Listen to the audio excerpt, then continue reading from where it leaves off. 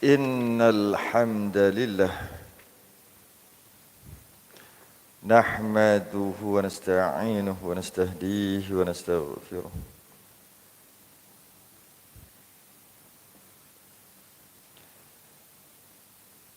wa na'udzu billahi min shururi anfusina wa min sayyiati a'malina man yahdihillahu fala mudilla lahu wa man yudlil fala hadiya lahu asyhadu an la ilaha illallah wahdahu لا شريك له أشهد أن سيدنا محمدا عبده ورسوله اللهم صل وسلم وبارك على سيدنا محمد الفاتح لما أغلق والخاتم لما سبق ناصر الحق بالحق والهادي إلى صراطك المستقيم صلى الله عليه وعلى آله وأصحابه حق قدره ومقداره العظيم اللهم نور بالكتاب بصري وأتلق بلساني اشرح بصدري واستعمل به جسدي بحولك وقوتك فإنه لا حول ولا قوة إلا بك سبحانك لا علم لنا إلا ما علمتنا إنك أنت العليم الحكيم ولا حول ولا قوة إلا بالله العلي العظيم أما بعد Alhamdulillah kita rafa'kan kesyukuran dan terima kasih kita kepada Allah Ta'ala. Sambung kita idaman penuntut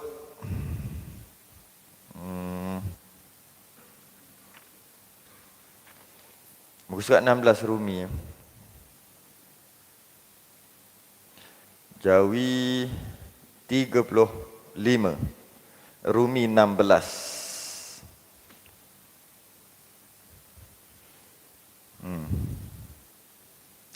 Masalah tayamum belum selesai, belum lagi. Yang dah selesai soalan tayamum apa ni? Yang dah selesai tayamum dan syarat-syarat tayamum, fardu tayamum, itu selesai dah. Syarat-syarat dan fardu. Sunat-sunat tayamum selesai. Pembatal tayamum ataupun perkara yang membatalkan tayamum selesai. Masuk tayamum kerana sakit. Yang ini agak sini sikit ni. Tayamum kerana sakit. Tayamum kerana sakit. Kita memang sedia maklumlah. Kalau tayamum ni mesti tak ada air. Kalau kita nak kata tayamum yang kita tahu sebab tak ada air. Bila tak ada air maka tayamum. Biasa kita tahu itu je. Sedangkan sebenarnya tayamum ni dia bukan sebab tak ada air saja. Yang diwajibkan, yang disyariatkan tayamum bukan sebab tak ada air saja. Kadang-kadang air tu ada, tapi sebab tak boleh kena air. Walaupun air tu banyak, cuma tak boleh kena air. Bila tak boleh kena air dekat badan, maka di situ ada kewajipan untuk tayamum. Jadi jangan kita ingat tayamum tak payah belajar. Malaysia ni nak kata tak ada air. Mana air mutlak, paling kurang pun air laut kena kering. Jadi kat Malaysia ni mungkin tak jadi. Tak mungkin kita akan bertayamum di Malaysia ni. Sebab dia silap faham satu. Iaitu dia menganggapkan tayamum hanya apabila tak ada air. Sedangkan tayamum ada dua. Disyariatkan tayamum, diwajibkan tayamum ada dua. Kerana dua perkara. Yang pertama kerana tak ada air. Itu biasa kita tahu. Yang kedua kerana tak boleh kena air. Walaupun air banyak. Ni kita nak bahas tak boleh kena air kat badan. Muka surat 16 Rumi Jawi 36. Qala al-musannif rahimahullahu ta'ala wa nafa'na wa iyyakum bi'ulumihi fid darain. Amin ya rabbal alamin. Tayamum kerana sakit. Tayamum kerana sakit. Tayamum kerana sakit ni ada beberapa keadaan. Mari kita tengok yang pertama. Orang yang sakit badan, itu yang pertama. Tayamum kerana sakit dengan maksud badan dia tu sakit. Bila sebut badan sakit ni, yang nombor 1 ni, yang nombor 21 tu kan, bermaksud seluruh badan dia sakit. Itu maksud. Orang yang sakit badan, seluruh badannya sakit. Kata pengarang, orang yang sakit tiada boleh kena air. Orang yang sakit tak boleh kena air. Orang yang sakit tiada boleh kena air. Orang yang sakit seluruh badan dia, yang mana seluruh badan dia tak boleh kena air. Kalau kena air, mudarat. Bila seluruh badan dia tak boleh kena air, siapa kata? Menurut kata doktor. Menurut kata doktor. Doktor yang bagi tahu, atau dia sendiri tahu ilmu kedokteran. Dia rasa dia memang tak boleh. Memang dia tak boleh kena air. Sama ada dia tahu kalau kena air mungkin jadi mudarat dekat badan dia. Maksud tak boleh kena air ni, yang pertama, kalaulah kena air terus mati. Itu maksud tak boleh kena air. Apa lagi maksud yang tak boleh kena air? Maksud juga yang tak boleh kena air adalah jika kena air dipanggil hilang manfaat anggota. Maka anggota dia akan hilang manfaat. Contohnya tangan jadi kena potong, kaki tak boleh bergerak jika kena air. Ada ke penyakit gitu? Jika ada lah, jika ada.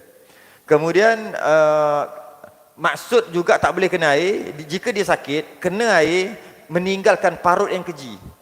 Ketika kena air tu tak tinggal parut lagi, tunggu seminggu 2 minggu akan meninggalkan parut yang keji. Dia tahu, sama ada dia tahu dengan ilmu dia atau dia tahu kerana doktor bagi tahu. Maka itu dipanggil mudarat juga. Apa lagi? Mati, hilang manfaat anggota kalau kena air. Mati kalau kena air. Kalau kena air menyebabkan menyebabkan parut yang keji, maka itu dipanggil mudarat. Jadi kalau macam itulah, seluruh badan. Ada ke? Saya pernah jumpa lah satu. Seorang ni, sekali lah. Dalam lama-lama ni sekali saya pernah jumpa. Dia nyakit gout. Gout yang tak boleh kena air. Tak boleh kena air. Sebab dia bukan tak boleh kena air. Dia tak boleh kena walaupun angin sekali pun. Gout dia kat kaki. Kat rumah dia tak boleh pasang kipas. Kalau pasang kipas, angin tu, udara yang bergerak tadi tu, kena kaki. Bukan kena kaki lah macam kita ni. Sakit. Bukan angin aja, tak boleh kena kain. Kain pun tak boleh kena. Tak boleh kena apa? Tak boleh kena air. Kaki je lah yang tak boleh. Lutut ke bawah. Yang atas boleh kena. Cuma nak beritahu, ada ke penyakit tak boleh kena air? Ada. Ya. Jika dia nak buat macam mana? Jika kena air, ni saya mudarat badannya atau anggotanya. Bila sebut anggota ni, tangan, kaki tu lah. Ataupun badan, seluruh badan. Haram atasnya menggunakan air. Tak bolehlah pakai air. Kalau tidak, mudarat kan? Bahkan wajib ia bertayamum. Jika dia nak melakukan sesuatu yang perlukan bersuci ni, maka wajib atas dia tayamum. Nak semayang ke, nak masuk masjid ke apa.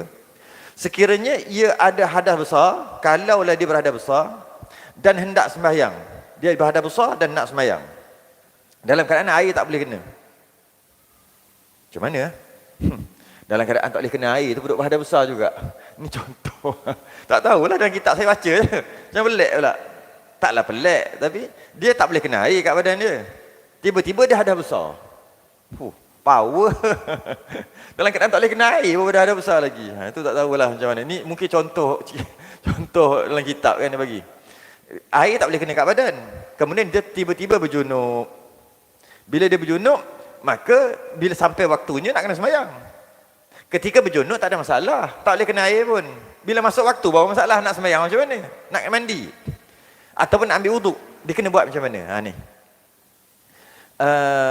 Sekiranya ada hadas besar dan hendak sembahyang, kena tu wajib. Buat 2 tayamum, 2 kali. 1 untuk mandi hadas dan 1 untuk ganti wuduk. Jadi contohnya badan dia tak boleh kena, satu badan tak boleh kena air. Apa? Tak boleh kena air. Mungkin terbakar satu badan. Boleh jadi terbakar, tapi dia okey lagi, cuma badan dia terbakar. Kalau kena air, apa? Beranah, boleh. Mungkin juga. Atau mungkin dia ada penyakit kulit yang mana doktor kata tak boleh kena air. Apa-apalah penyakit yang tak boleh kena air kat badan. Jadi macam mana nak buat? Dia tepuk debu, niat dia kat belakang tu. Niat dia yang kita dah bahas sebelum ni. Nawaitu tayammuma li istibahati fardhis salah. Nawaitu tayammuma li istibahati fardhis salah, sahaja aku tayamum bagi mengharuskan fardu salah. Bila ni? Bila dia dah berjunub tadi tu. Tepuk debu yang mana kita dah bahas sebelum ni, cara tepuk pakai debu macam mana, debu suci, debu tak suci, debu musta'mal, semua dah bincang sebelum ni kan.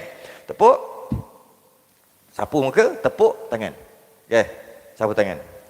Kemudian katalah itu dah masuk waktu Zuhur. Katalah pukul 1:30 masuk Zuhur dah. Jadi dia pun tayamum dengan niat sahaja aku tayamum kerana nak ganti mandi hadas besar tadilah. Hadas besar kan. Itu pukul 2, 1:30. Pukul 3 nak sembahyang lah. Sebab apa dia tunggu pukul 3? Mungkin dia nak tunggu, mana tahu air ada nanti, tunggu lah dulu. Sembahyang Zuhur ni panjang. Sembahyang pukul 3, 3:30 pun tak apa. Okey. Pukul 3, 3:30 nak air tak ada juga, contohlah. Ataupun ataupun air kalau ada pun tak boleh kena badan dia. Contoh gitu. Jadi sekarang nak sembahyang lah ni. Macam mana nak sembahyang? Tadi dah tayamum dah. Dia wajib tayamum sekali lagi. Tayamum, sahaja aku tayamum bagi mengharuskan fardu salah jugalah. Nawaitu tayammuma li istibahati fardhi salah. Tepuk muka, tangan. Dan 2 kali. Yang pertama kerana mengganti mandi wajib, yang kedua kerana wuduk.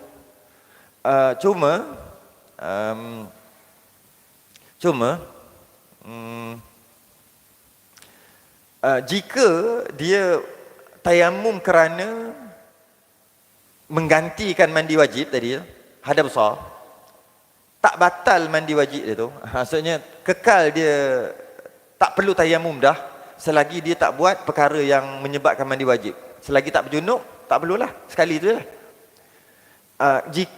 Kalau dia bertayamum kerana nak sembahyang, iaitu menggantikan wuduk, maka kalau kentut batal.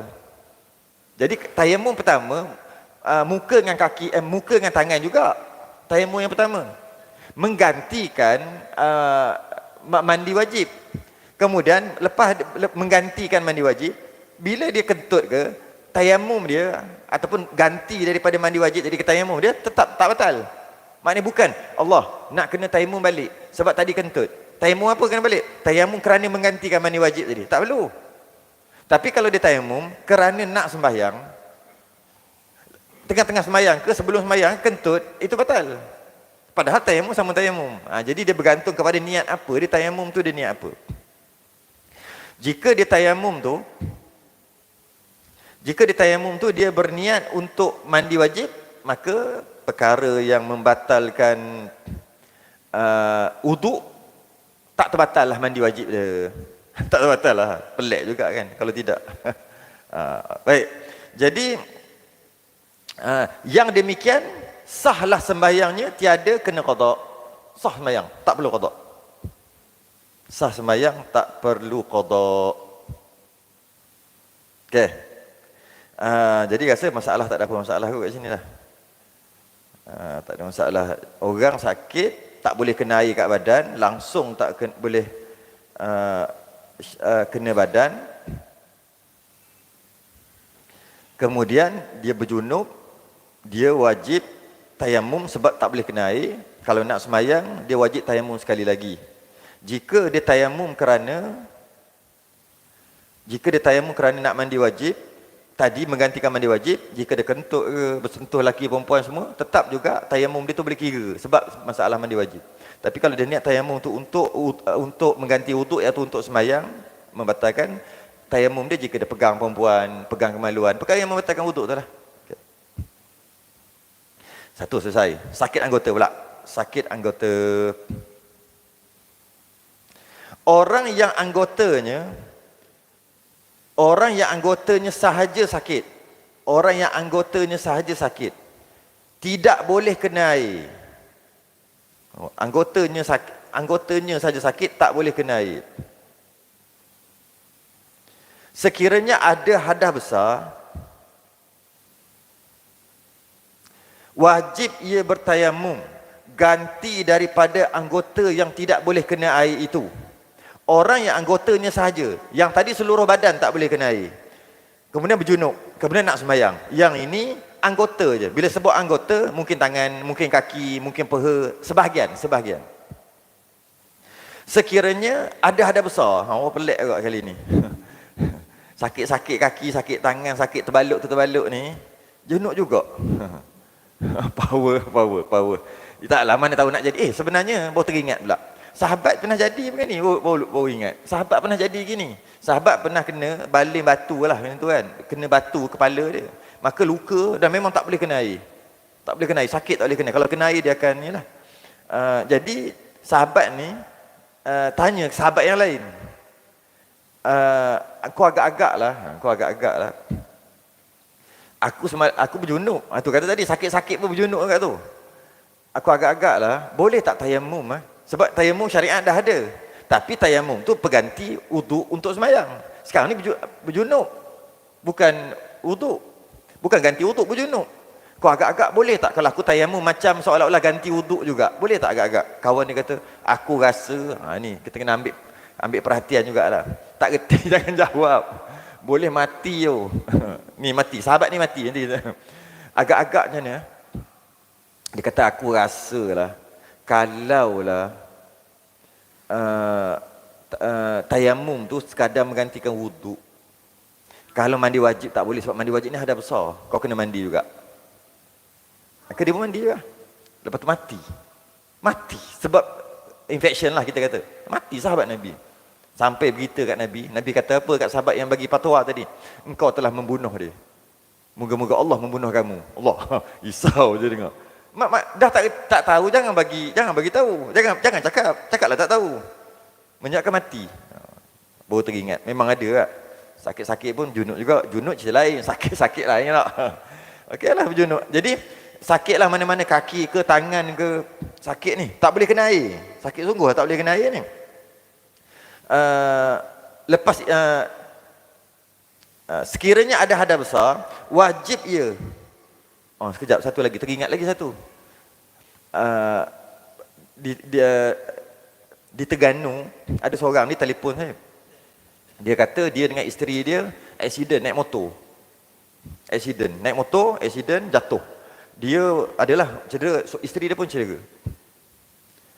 Cedera ada balutan, gantung kaki, macam tu lah maksudnya, patah. Dia kata sekarang dia nak sembahyang macam mana? Kata bagus ni. Sakit-sakit pun, biasa orang tak peduli lah, kaki tergantung ni, tak peduli tak sembahyang lah. Kita beritahu lah. Bagi ni buat macam ni, mesti gini, begini, tayamum sebagainya.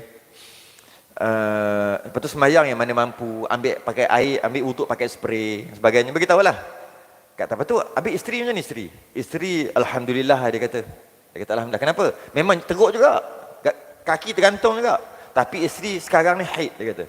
Jadi tak ada masalah lah dengan mandi tu, tak payah sembahyang. Tapi dia susah, kena cari spray apa semua nak sembahyang. Lepas minggu, dia telefon sekali lagi. Allah, tak ada apa dah lah, dia kata. Isteri dia kering haid dah. Sekarang macam mana nak buat? Jadi inilah, mungkin jadi gini. Bila kering haid, maknanya berjunub lah istilahnya panggil, kena mandi juga. Jadi mungkin kita kata tengah-tengah masalah tak boleh kena air pun berjunub juga, kan? Mungkin kes tadi tu. Ketika berlaku accident, lepas tu masuk hospital, lepas tu keluar haid, maka tak perlu sembahyang. Bila kering nanti kaki tak tergantung lagi, tak boleh kena air lagi kat badan. Jadi maka saya beritahu lah macam mana cara-caranya, macam inilah. Jadi maknanya dia dalam keadaan anggota dia tak boleh kena air, tapi bukan semua anggota tak boleh kena air. Kemudian nak buat macam mana? Lepas tu dia berjunub, wajib mandi ya, wajib mandi. Wajib ia membasuh anggota yang baik. Wajib dia membasuh anggota yang baik. Anggota yang tak sakit, wajib basuh. Ma la yudraku kulluh la yutraku kulluh. Tak boleh buat semua, jangan tinggal semua. Sakit tak boleh kena, tangan tak boleh kena air, lutut tak boleh kena air. Habis tu kepala boleh kena air. Bila kepala boleh kena air, yang tak boleh kena kepala lutut. Jadi kepala lutut tak payahlah kenakan air, kepala wajib basuh. Kaedah mereka dia panggil ma la yutraku kulluh la yutraku kulluh. Tak boleh buat semua, jangan tinggal semua. Itu kaedah tu. Kita marah dengan Zionis, tak boleh buat apa? Tak boleh buat semua. Memang tak boleh nak tinggal semua. Tak boleh. Jangan tinggal semua. Buatlah mana yang boleh. Tapi ada orang kata, kalau nak boikot semua lah, dia kata. Yang ni. Memanglah, tak boleh buat semua. Janganlah tinggal semua. Buatlah yang mana boleh. Kalau tidak, takkanlah burung yang nak padam api Nabi Ibrahim kena bakar tu. Alah, paruh dia besar mana lah. Api berkesan mana?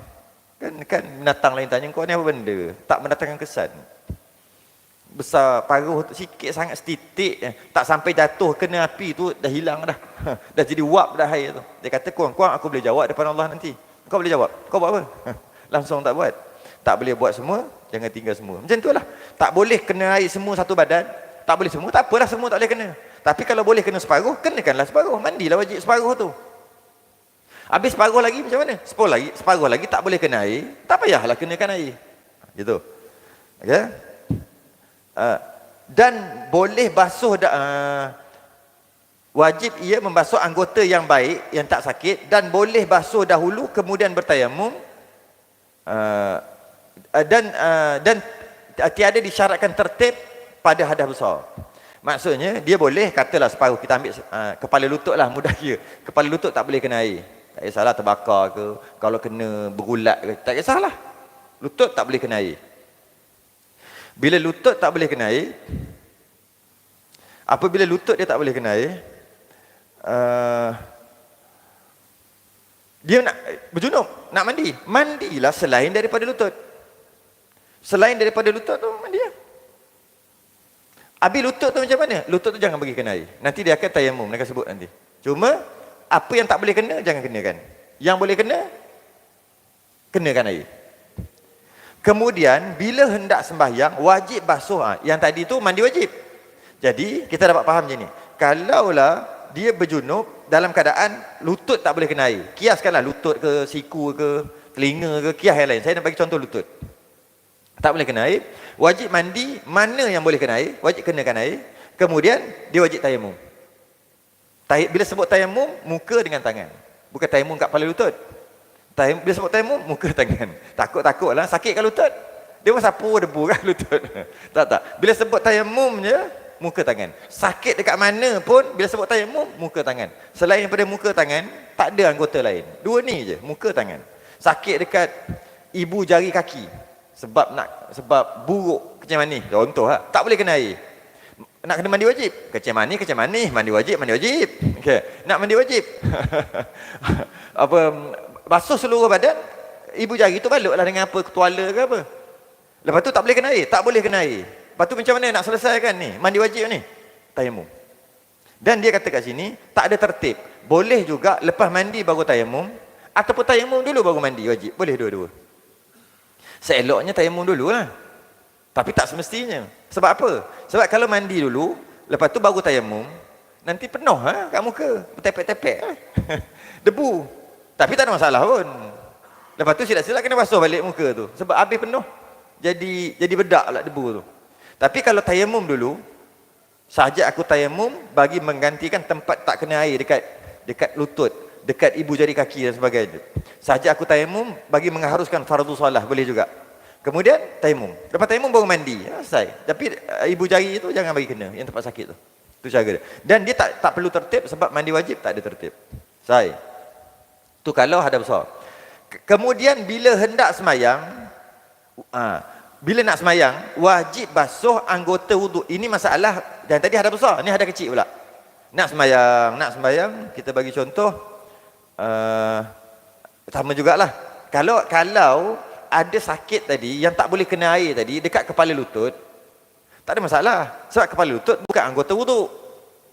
Tak ada masalah, biar je lah. Ambil lah wuduk macam biasa. Kata, macam mana kalau saya sakit lutut, nak kena tayamum ke tak?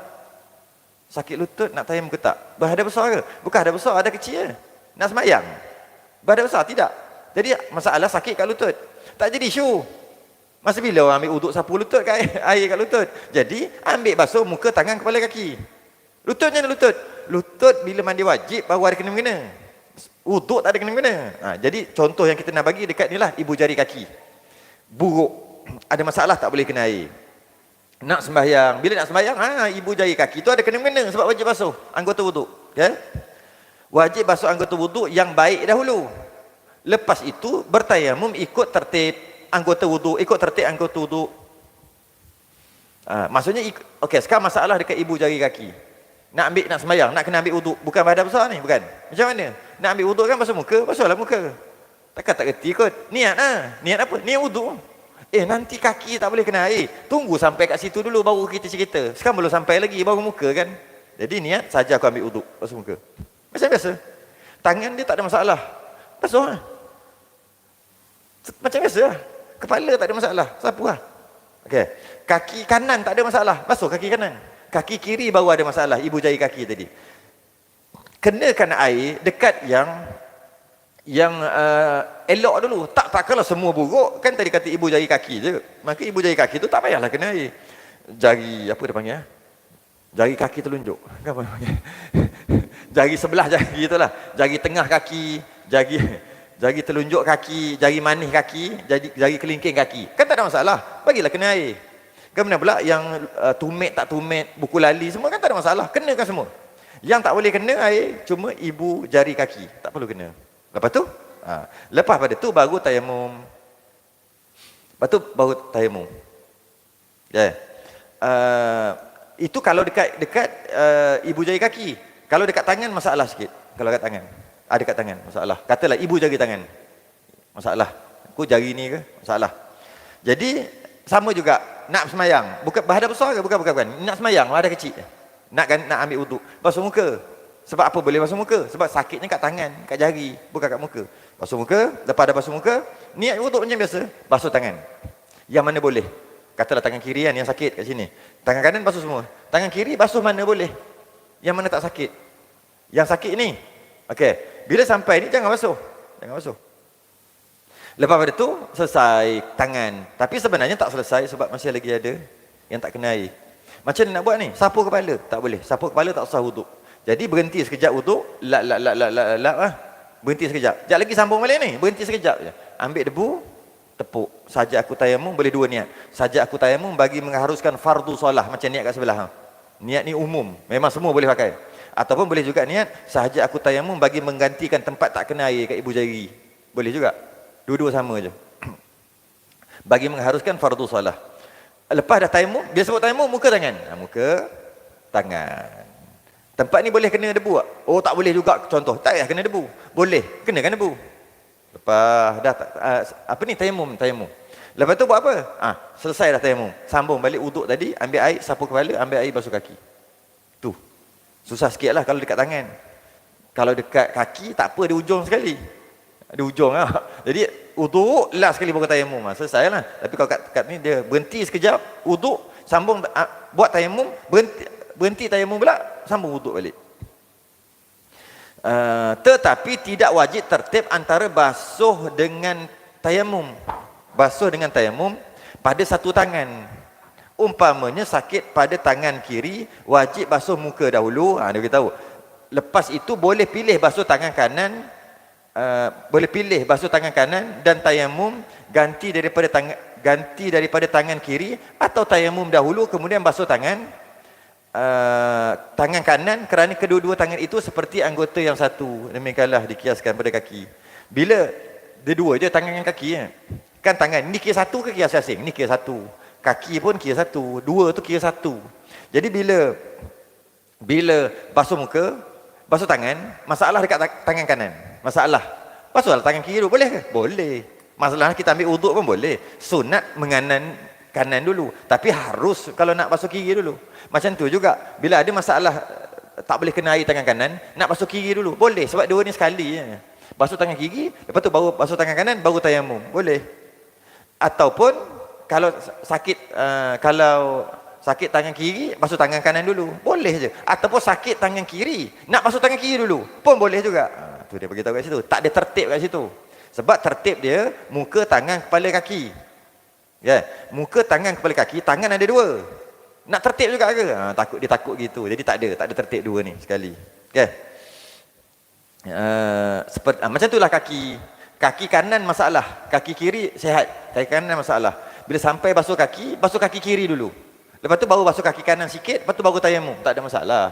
Kaki tu kira satu. Okey. Habis dua dah. Masalah seterusnya, sahibul jabirah. Sahibul jabirah. Sahibul jabirah ni orang yang ada balutan dekat badannya. Sahibul jabirah. Ada balutan, simen, apa? Maksud senang cerita, ada sesuatu yang air tak boleh kena sebab ada benda tu. Biasanya kalau kita simen dengan apa? Balutan lah. Balutan dengan simen je lah. Apa lagi ada? Ada balutan dengan simen je biasa. Kalau balutan tu biasa dengan kain. Simen tu sebab patah biasanya. Dua ni lah. Dia panggil sahibul jabirah. Orang. Ya. Yeah. Masuk jarum. Oh, memang masalah masuk jarum ni. Tampal pula. Ya. Dia drip apa nama. Tampal pula selotip. Selotip tak? Selotip dia tampal pula. Sama. Kaedahnya sama. Sama juga. Sama macam mana?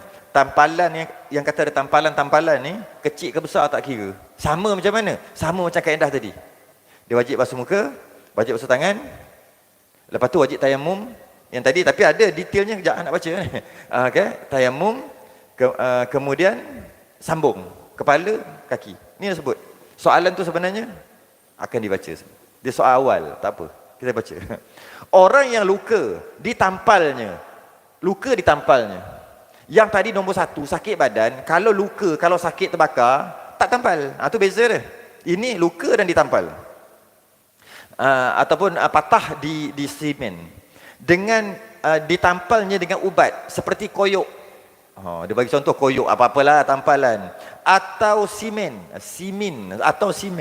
yang tidak boleh ditanggalkan.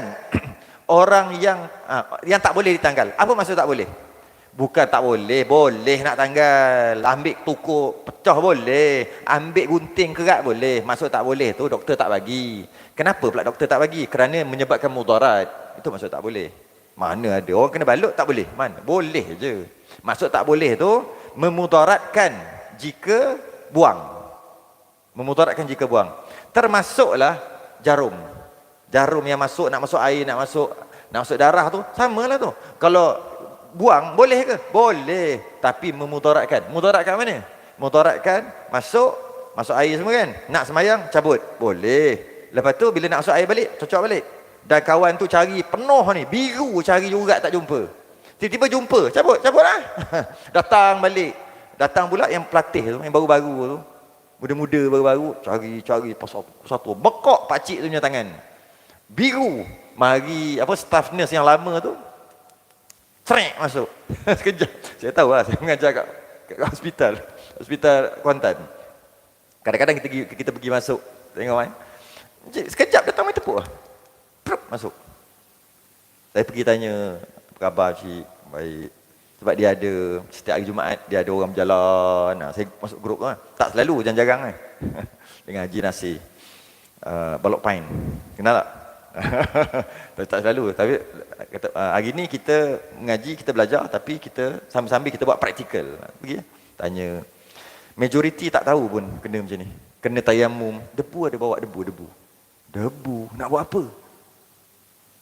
Debu nak semayang lah. Tak semayang. Sakit. Allah faham dia kata sakit.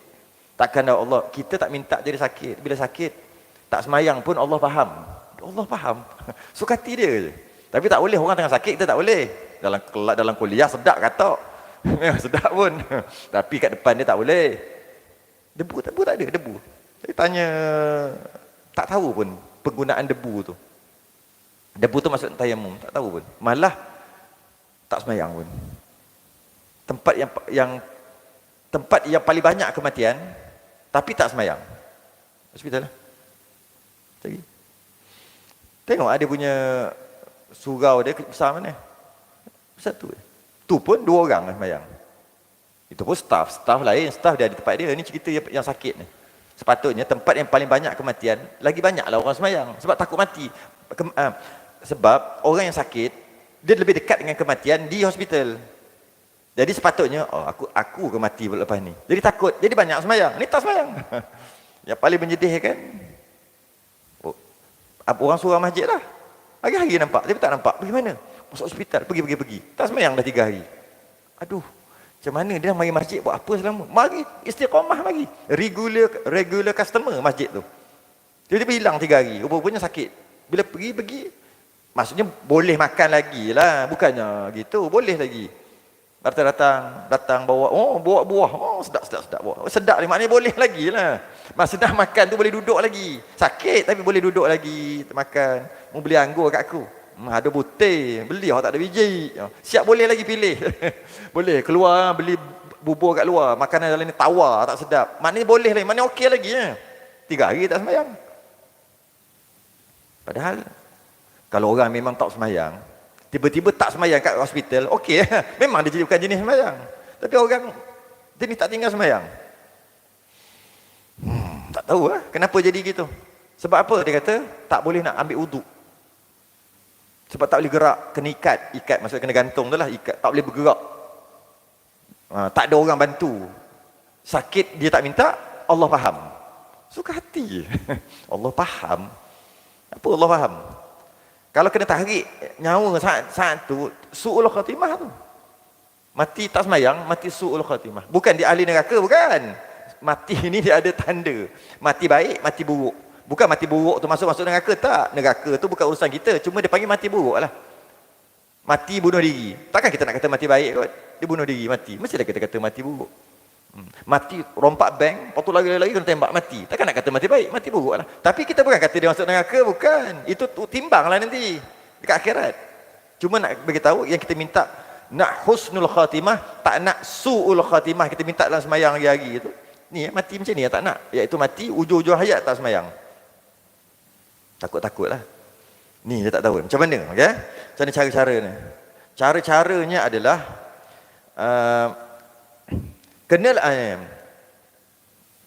orang luka ditampalkan dengan ubat seperti koyok atau simen yang tidak boleh ditanggalkan sebab mudarat, termasuk juga drip tadi tu. Orang yang keadaan semacam ini dinamakan sahibul jabirah, orang yang berbalut. Itulah orang yang berbalut. Jika ia hendak sembahyang, kenalah, wajib tu kena bertayamum dan basuh anggota yang baik. Maksudnya dia kena buat dua-dua juga macam tadi. Okay? Anggota yang baik tu anggota yang sihat. Kemudian sapu air di atas tempat, di atas tampal tadi. Dia ada tiga kewajipan yang perlu dibuat sahibul jabirah.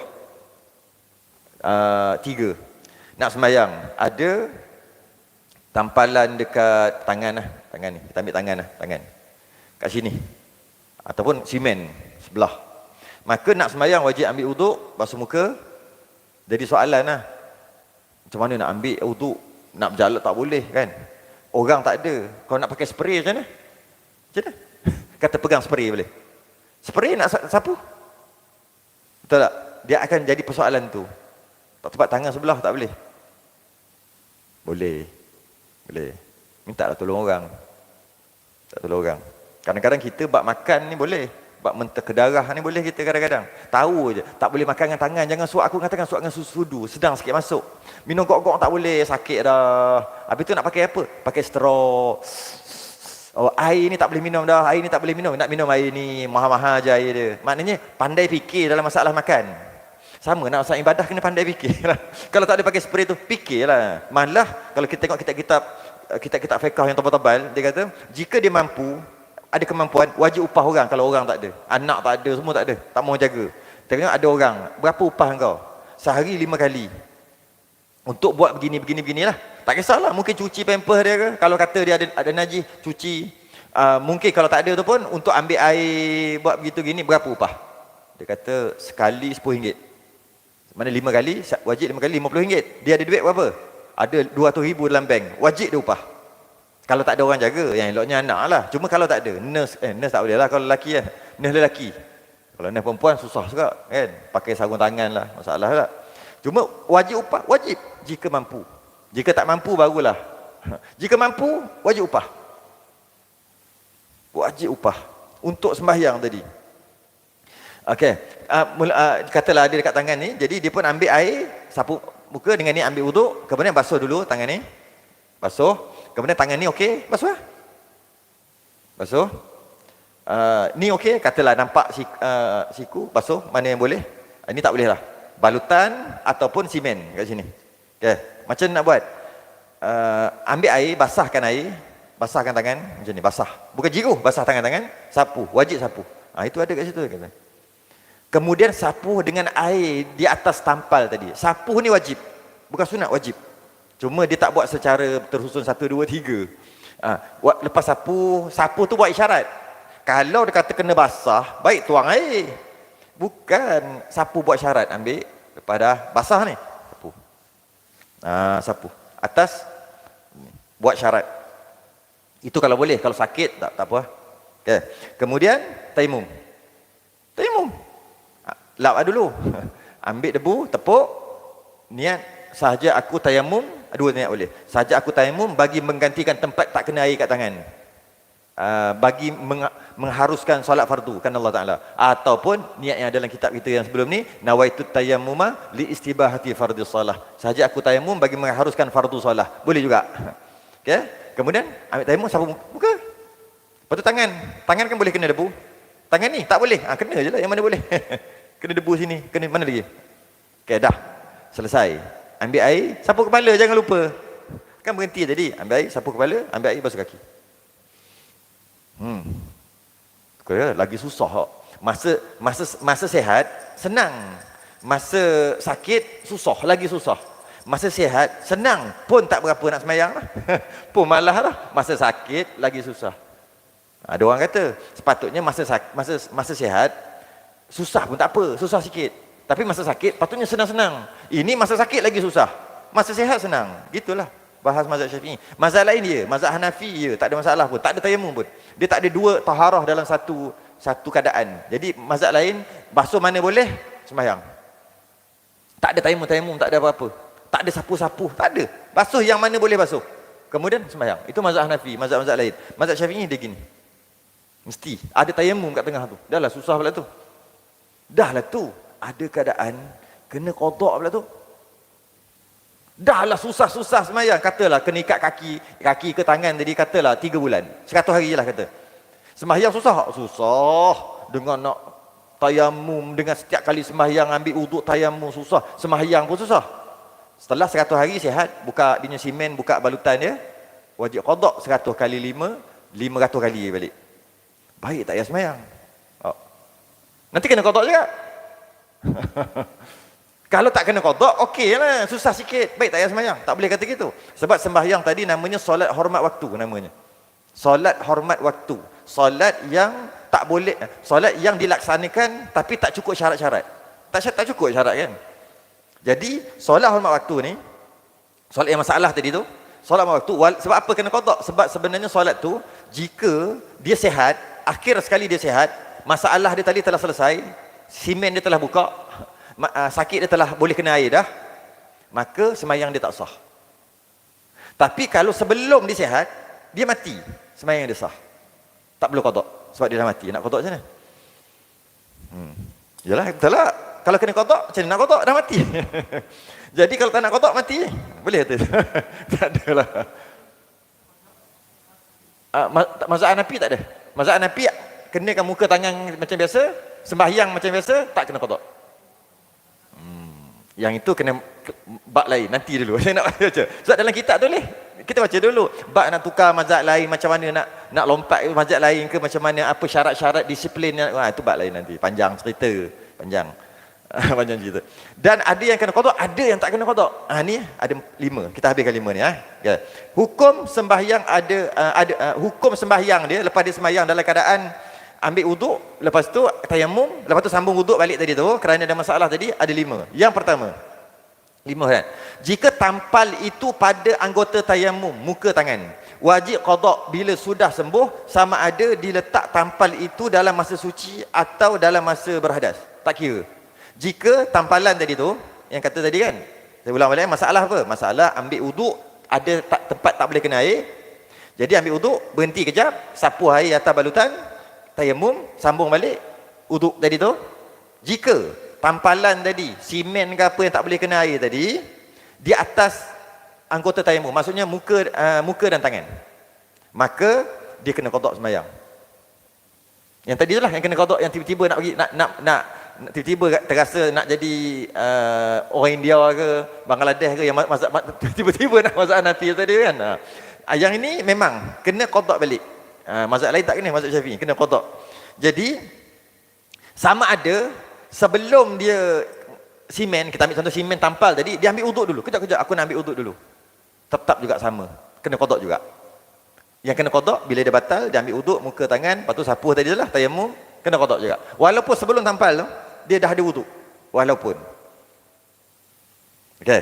Yang kedua, jika tampal itu bukan pada anggota tayamum, seperti kaki. Kena kat kaki. Kaki bukan anggota tayamum. Uduk, muka, tangan, kepala, kaki. Kenapa dia tak bagi contoh kepala? Kepala payah sangat nak balut macam mana? Mesti ada sikit-sikit. Kepala balut-balut pun boleh ambil air, selit, jadilah kan, sikit. Jadi dia tak bagi contoh kepala lah. Dia bagi contoh kaki terus. Jika tampal tu bukan anggota tayamum, ada dekat kaki, dekat buku lali ke, kat ibu jari kaki ke, tetapi diletak masa berhadas, wajib qada juga.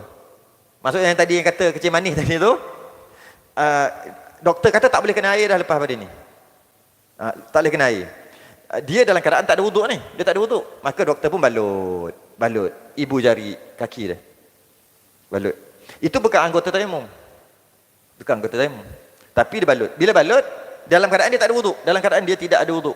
Kemudian, bila nak semayang nanti macam tadi lah. Basuh muka, tangan, kepala, basuh kaki mana boleh basuh. Tempat yang balut tu ambil air, sapu. Lepas tu tayamum. Sama macam tadi. Kena qada? Kena qada. Dua. Yang ketiga, kena qada juga. Jika tampal itu bukan pada anggota tayamum, mana kat kaki lah, ibu jari kaki tadi. Dia letak dalam masa suci daripada hadas. Maksudnya dia ambil uduk. Doktor nak balut, doktor nak simen, kejap, saya nak ambil uduk dulu. Nanti awak sakit, tak kira, saya nak ambil uduk dulu. Dia kata, dia ambil uduk, selesai, dah ada uduk. Tapi doktor tu tak boleh perempuan lah. Perempuan pegang-pegang batal balik. Doktor lelaki lah maksudnya. Okay. Ambil uduk, lepas dia ambil uduk, maka dia suci lah daripada hadas. Barulah letak balutan. Tapi ada najis, ada darah, ada apa najis kat balutan tu. Ada, keluar darah najis di tempatnya yang tiada dimaafkan. Wajib qada juga. Kena qada dah. 3 dah. Yang keempat, jika tampal itu bukan anggota tayamum, samalah kat ibu jari kaki tadi, sama je. Diletak dalam masa suci. Sebelum nak balut dia kata sakit pun sakit lah, aku nak ambil uduk dulu. Okey, settle satu. Kemudian dan tak ada najis. Tak ada najis, patah. Bukannya luka, contoh. Tak ada najis lah, tak ada sebut najis tu yang logiknya darah. Takkan tiba-tiba tai ayam dekat situ kot. Logiknya darah lah, tak ada najis. Ya? Najis yang tiada dimaafkan, tak ada. Dah selesai dah. Tetapi tampalan itu besar atau lebar lebih daripada kadar yang dikendaki. Banyak makan anggota yang baik, banyak makan. Banyak makan dia kata situ. Maksud banyak makannya maksudnya tampal ni sepatutnya tampal macam ni cukup dah. Sepatutnya tampal macam ni cukup dah. Cukup dah macam ni sebab sakit dia banyak ni je. Dia pergi tampal sampai doktor lah. Doktor lah. Pergi tampal sampai sini, sampai sini, sampai sini, sampai habis sini. Maksudnya ada tak anggota sihat yang tak sepatutnya di simen ditampal juga? Ada juga. Dalam keadaan masa dia buat tampalan, buat simen tadi ada wuduk dah, tak ada najis, comel dah semua. Kena qada juga. Sebab apa? Sebab ada lebih tadi. Okey. Yang ini baru best sikit. Yang ini bagus penyelesaiannya. Jika tampal itu bukan pada anggota tayamum, dekat kaki. Okey. Dia letak masa suci daripada hadas. Doktor nak balut, nak simen, dia kata kejap, ambil wuduk. Settle. Dua syarat selesai. Dan tidak ada najis, tak ada najis kat situ. Dekat najis yang tidak dimaafkan tak ada dekat kawasan tampalan. Simen tu. Dan tampalan tadi, simen tadi sekadar yang dikendaki saja. Tempat yang sakit dia. Kalau lebih pun dimaafkan lebih sikit untuk pegang ke, mesti kadang-kadang tampalan tu nak kena pegang juga dekat kulit sihat. Kalau tidak nak pegang macam mana? Faham maksud pegang tu. Jadi ada sikit sangat. Memang sikit tu cukup-cukup lah. Tak lebih. Memang diperlukan banyak tu aja. Tiba-tiba perlu sikit, dia tambah habis. Biasa doktor gitu. Cuba tengok apa simen tu kan. Biasa banyak ni cukup dah. Dia buat panjang ni kan. Jika lebih tak boleh. Jika lebih masalah. Tapi kalau tak lebih, cukup-cukup. Kalau lebih sikit pun kerana nak biar tampalan tadi pegang dekat kulit yang sihat. Kalau tidak, tak boleh pegang. Faham maksud pegang tu? Boleh tak? Macam mana? Tidak wajib qada. Itu baru tak wajib. Kena ada tampalan dekat tangan atau kat muka. Ambil uduk, punyalah susah macam tadi nak sembahyang, basuh muka, tayamum, lepas tu sambung balik uduk, sembahyang punyalah susah, nanti qada. Ada muka dengan tangan, tampalan muka dengan tangan.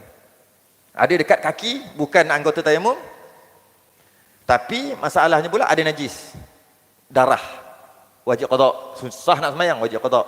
Ataupun elok dah, cuma doktor tu pergi lebih sikit. Allah, ini tak sakit ni, kena qada juga.